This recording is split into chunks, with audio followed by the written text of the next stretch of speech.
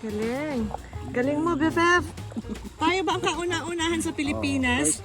Philippines. Na ganyan, pinagdugtong yung dalawang paddleboard, yung dalawang supboard, Tapos, nilagyan stand-up ng paddleboard. Tapos nilagyan niya ng motor. motor. Oh, tignan mo, may motor kami. Electric trolling motor siya. Ito yung normaling ginagamit sa kayak.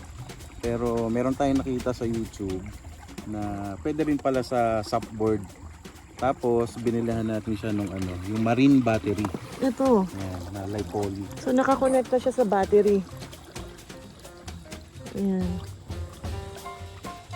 Ang galing nga. Hindi nalalawit yung dila namin kapapadel. Pero dala pa rin namin yung mga paddle just in case lang na mawala ng battery. Pero ilang hours yung Yung 100 milliamps. Ito ba 100 milliamps? Lipo na battery na 100 milliamp. Pag kinumpute mo, based dito sa 360 watts sa motor, parang mga nasa 4 hours siya eh. 4 hours magdaraan. Mahigit. Depende sa paggamit. Tulad nito, hindi tayo nagpapadel. Diretso yung paggamit natin eh. Ito lang, siguro kailangan nating habaan to, no?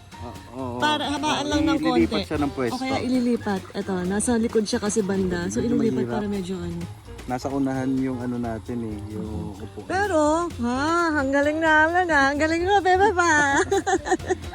Congrats, congrats. Ito yung first time nating isabak to dito. At first time nating gawin. Kasi yung last na pagpa-paddle boarding natin, Talaga. pinagdugtong lang Mano-mano natin. Tapos nagpa-paddle tayo.